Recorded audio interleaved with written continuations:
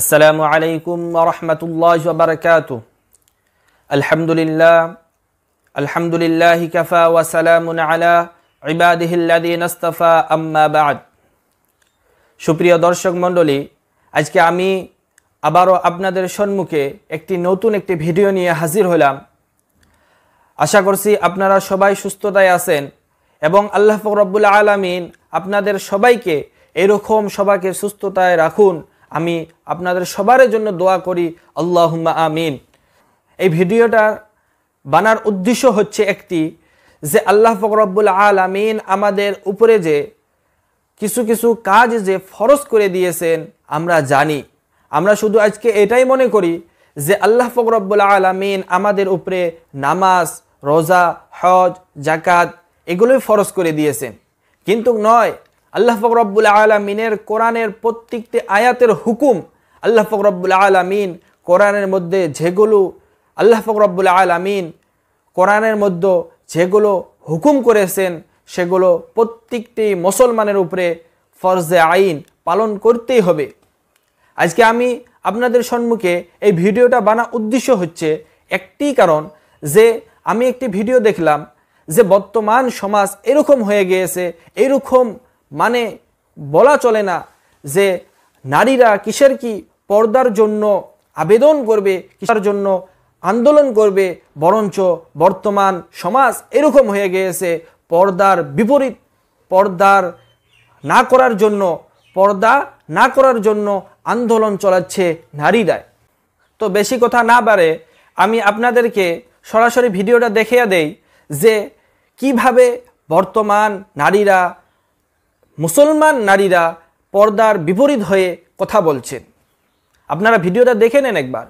আমরা যদি ইতিহাসের দিকে তাকাই যে আল্লাহ রাসূল নারীদেরকে কোথায় কোথায় নিয়ে গেছেন, তারা আমাদেরকে যে এই যে পর্দার ফতুয়াবাজি করে আমাদের নারীদেরকে এই সমাজ থেকে মানে ঘরবন্দি করছে, তারা এক কথা আমাদের নারীরা নাকি কোনো জায়গায় মানে সমাজের প্রতিটা অঙ্গনে কোথাও নারীরা অংশগ্রহণ করতে পারবে না।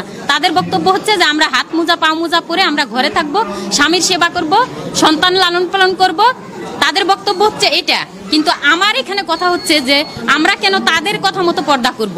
আমরা অনুসরণ করব আমাদের রাসূল সাল্লাল্লাহু আলাইহি ওয়াসাল্লামকে। তিনি আমাদের পর্দা সম্পর্কে কি বিধান দিয়ে গেছেন, আমরা সেটা অনুসরণ করব। তো আপনারা ভিডিওটা দেখে বুঝতে পারলেন যে বলছে যে আমরা যদি ইতিহাসের দিকে তাকাই যে আল্লাহর রাসূল কোথায় কোথায় নারীদেরকে নিয়ে গিয়েছিলেন। তো এই জায়গার মধ্যে আমি আপনাদেরকে একটা কথা বলিয়ে দেই যে আল্লাহ পাক রব্বুল আলামিন কোরআনের মধ্যে কি বলেছেন আপনারা সরাসরি কোরআন শরীফ থেকে দেখে নিতে পারেন। আমি আপনাদেরকে প্রথমে একটি বিষয় বলে দেই। আল্লাহ পাক রব্বুল আলামিন কোরআনের প্রথমে সূরা বাকরার প্রথম আয়াতে আল্লাহ পাক রব্বুল আলামিন বলছেন, যালিকাল কিতাবু লা রাইবা ফি হুদাল লিল মুত্তাকিন। এই কিতাবের মধ্যে আল্লাহ পাক রব্বুল আলামিন বলছেন, এই কোরআন শরীফের মধ্যে, এই কিতাবের মধ্যে কোনো ভুল নাই, এইটি মুত্তাকিদের জন্য হেদায়েতের জরিয়া। এই কোরআনটা মুত্তাকিদের জন্য হেদায়েতের জরিয়া।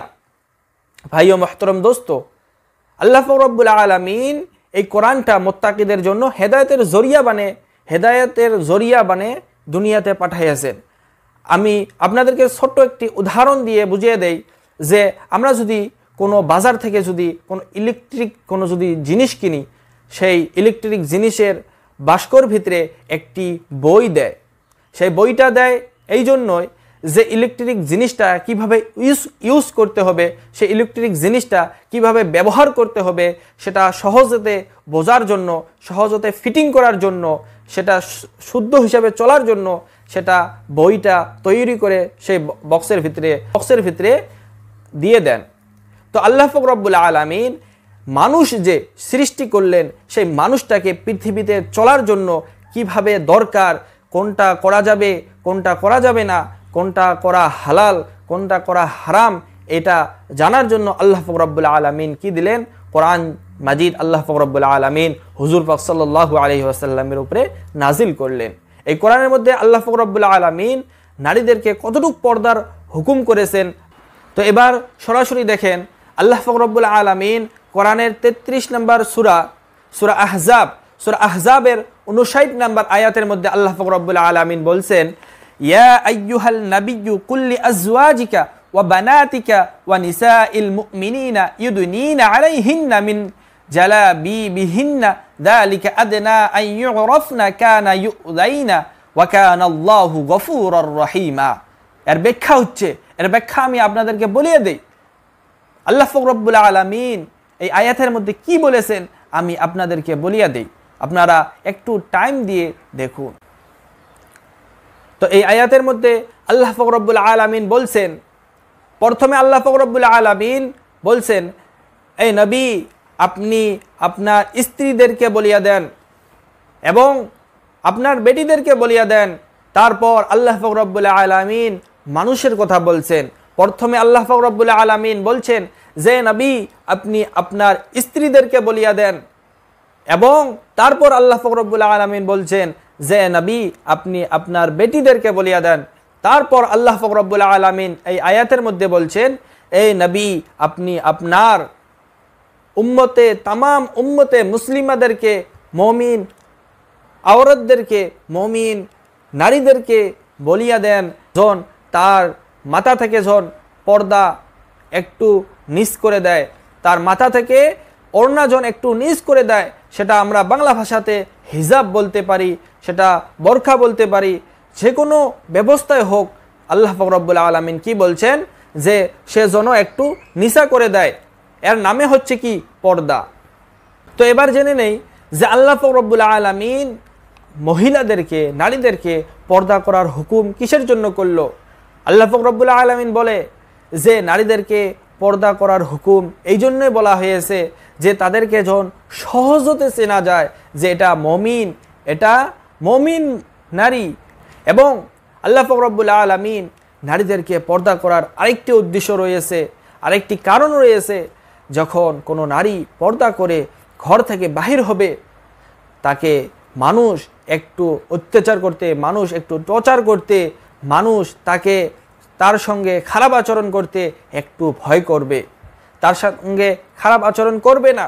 যদি আমরা এই জায়গার মধ্যে বলি যে হুজুর বর্তমান যুগে তো, বর্তমান সমাজে তো হিজাবওয়ালা মহিলাদের উপরে টর্চার বেশি হচ্ছে, হিজাবওয়ালা মহিলারা বেশি খারাপ আচরণের সম্মুখীন হচ্ছে।